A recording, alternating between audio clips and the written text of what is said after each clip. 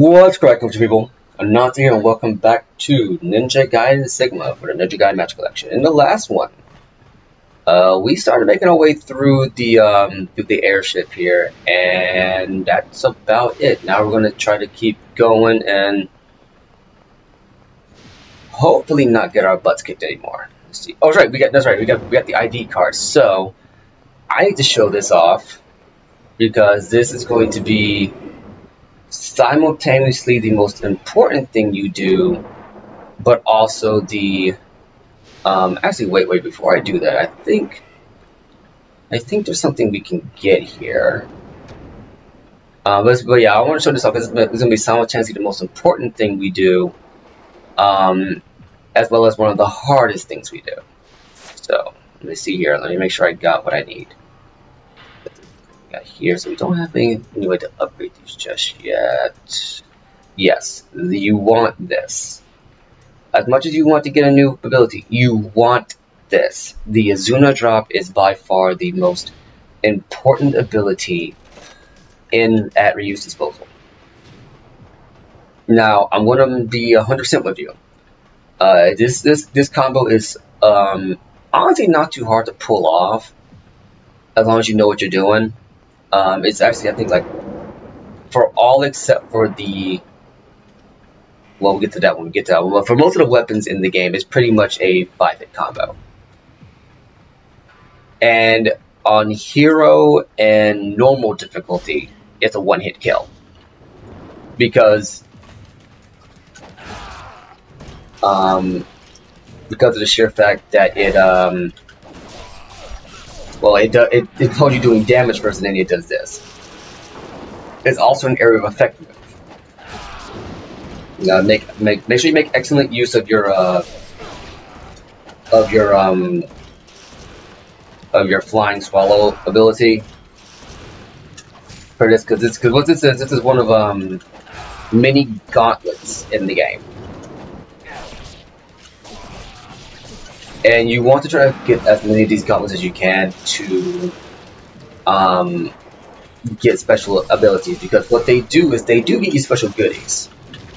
So see, okay, right there. I didn't get to show it off earlier, but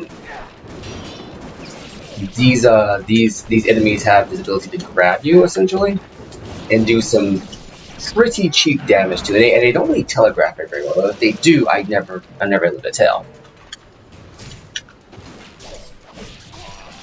Also, as you can see, the Azuna drop does area of effect damage, so anyone close to the vicinity gets killed instantly. So yeah, you want to make good use of this.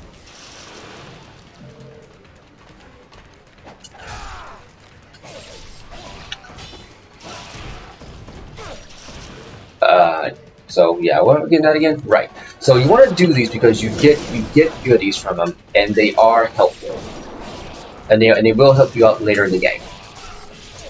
They also, since they're in like these really hidden rooms, you pretty much have to get them if you want to get all the goodies. Well, all the goodies. You want to get as much equipment as you can inside the game.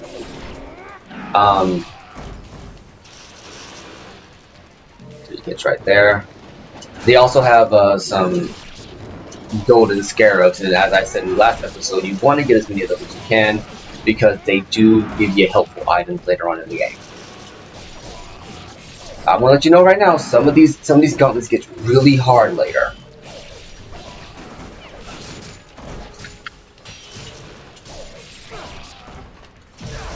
There you go. Also, I forgot to mention, if you do this ultimate attack, which you can charge by collecting these essence orbs, you actually gain more essence. You actually gain more essence upon the defeat of the enemy.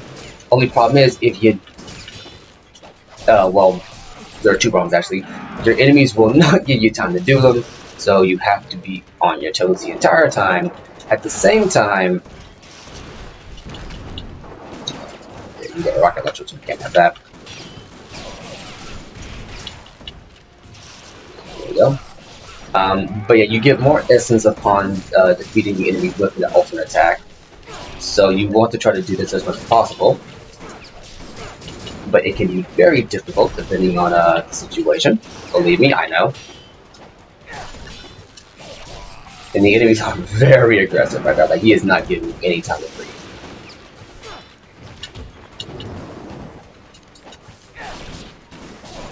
So we're gonna do this right here. But yeah, another thing to mention, that if you do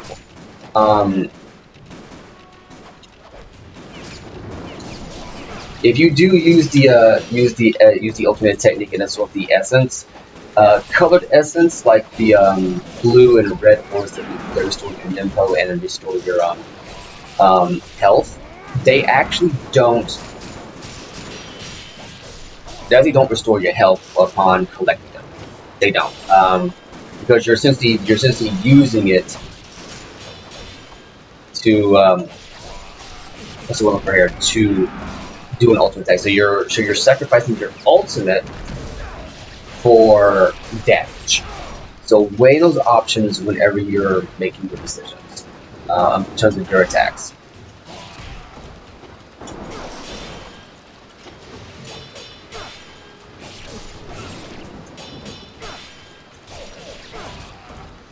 So, is that the last one?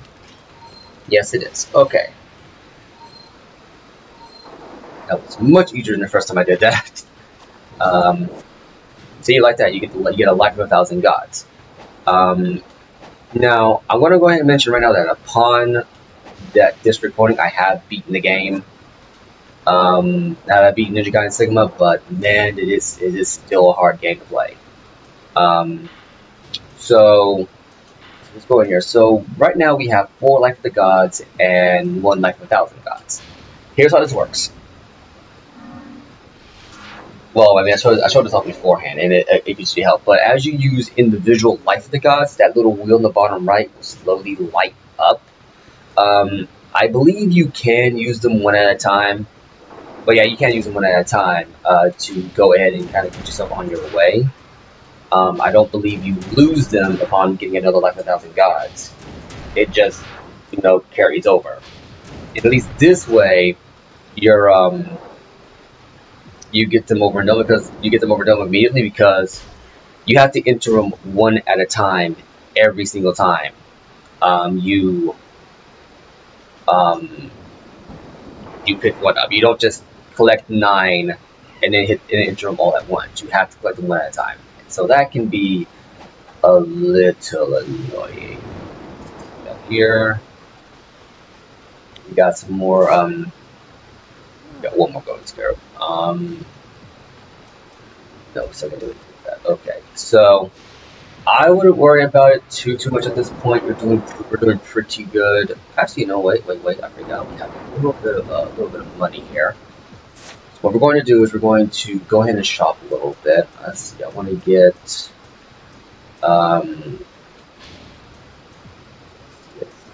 4 of these. We only hold 10 elixirs of spiritual life and only 5 great spirit elixirs. So basically what you want to do is you just kind of want to keep a decent amount on you, so you don't end up, well, you don't waste them if you're full on them, but you don't want to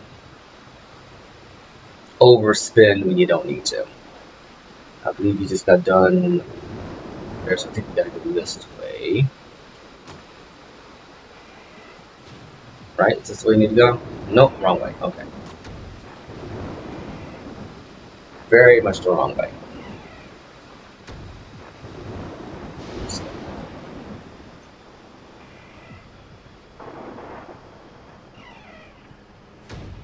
Right, crew compartment. Okay, so let's go through here. So we gotta go. Oh, that's right, I forgot. Okay. I got my brains again. Get a little bit turned around there. So, gotta go back down to the save area. If I remember correctly. Have we done this the other way? This way, I believe, takes us. This one takes us back to where we came. Okay. So you want to go left instead of right. Let's go ahead and hop a quick save here. Because oh boy, didn't this game kick your butt. Go through here, and there we go.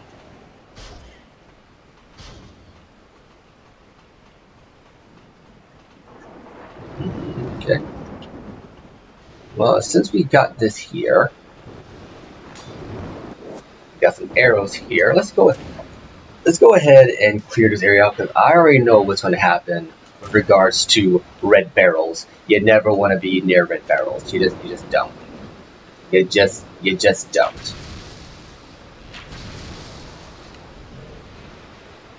Anyone who's played a video game before knows what red barrels mean, and it's never anything good.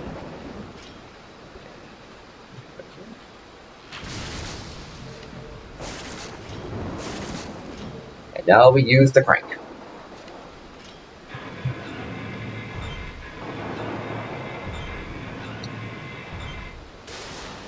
Excuse me, sir, I'm trying to crank.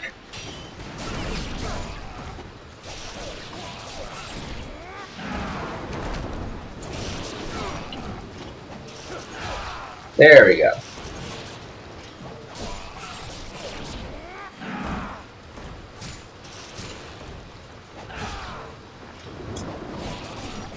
And dead. There we go. That'll teach you to interrupt a man when he's cranking. You never interrupt a man when he's cranking it.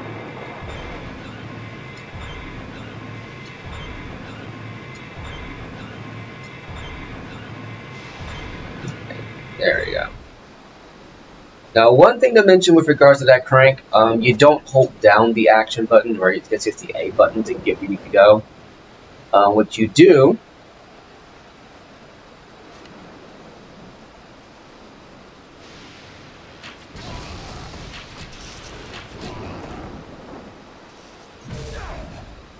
What you actually do is, as Ryu returns to the peak or turns to the starting location of the crank, you hit the A button again to keep cranking. Otherwise, what he'll do is he'll crank, stop, release, grab it again, and then crank. So you want to keep it going more succinctly. That's what you do. I don't understand why they have it like that. It's one of the more archaic things about Ninja Gaiden that I really don't care for. But thank goodness they fixed it. Okay, so what's this here? The lamp is red. The door must be locked. What a careless repair job. Are they trying to make fun of ninjas? I'm not certain, Ryu. I think at this point they didn't even know ninjas existed, or if they did. I wasted that there. Or if they did, I don't think they're trying to insult you. But hey, I'll let you read it how you want.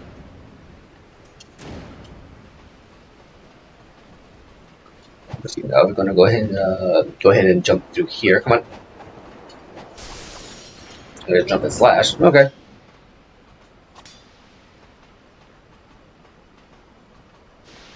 Okay. This room is filled with machines that handle power distribution for the ship, for the airship. Okay, so that means that we're going to have... Now, remember, it was said that when the power is deactivated, all the doors on the ship unlock as per emergency procedure. Let's go ahead and break everything.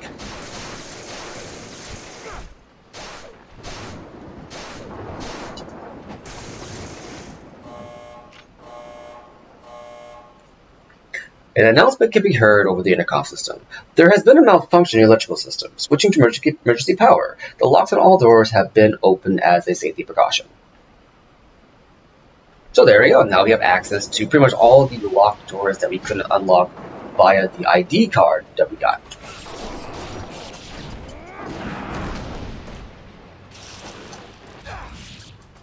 Excuse me, this is a no rocket launcher zone. I will not have it. I will not. Ryu, what are you doing? I did not want you to do that because that is a very dangerous move to make. But yeah, no, I mean, when you get down here and you open it up, I mean, I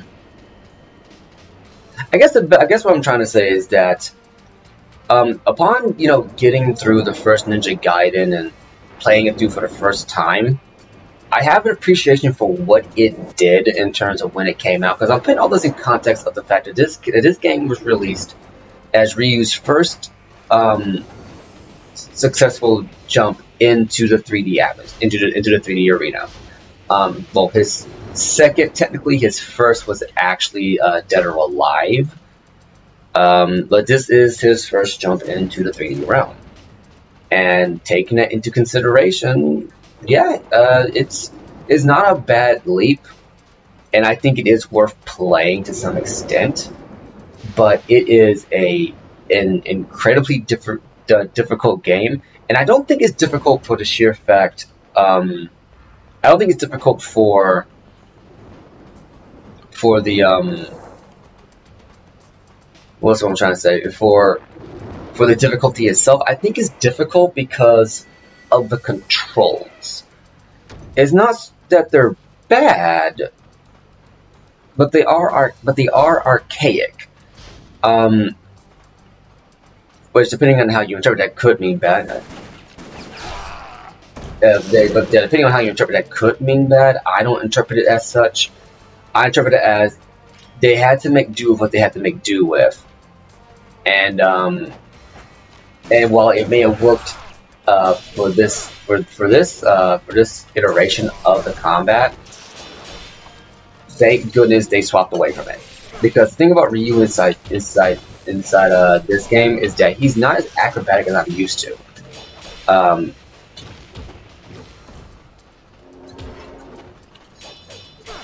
He's not as acrobatic as I'm used to, and the enemies, I feel, are overly difficult for what his abilities are. That's what I mean. Like, for instance, as you can see here, Ryu has very, in terms of like how I'm being controlled versus how the enemies are reacting to me, Ryu has, I guess there's some goodies down here. No goodies, none whatsoever. Okay. Ryu's abilities are very specific, you know. Like like the game is based on the philosophy of you being this ultimate ninja. And for all intents and purposes, it does a fairly decent job making the challenge, you know, match up to that philosophy. But I feel as though they overcompensated with the enemies too much. The enemies have these fluid movements, pretty much, and they're able to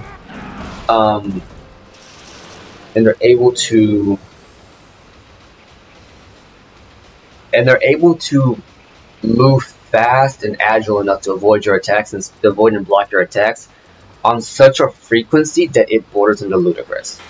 The hatch is locked. Okay, like it borders on the ludicrous.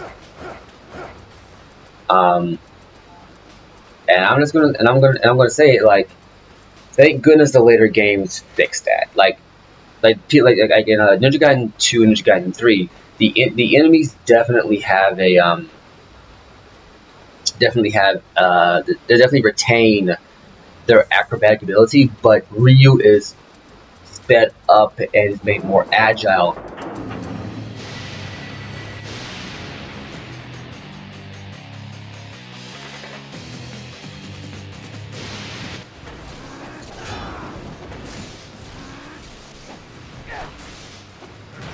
Like, okay.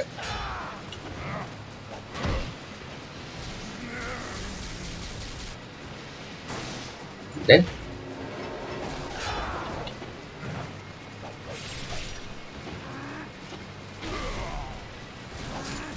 That's right, he does do that. Sorry about that.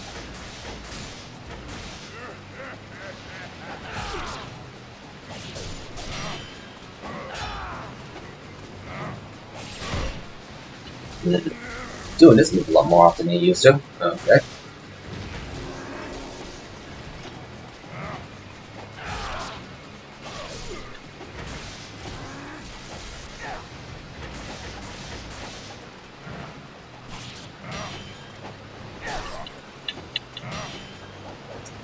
And another thing that I really miss about the later games is the auto target.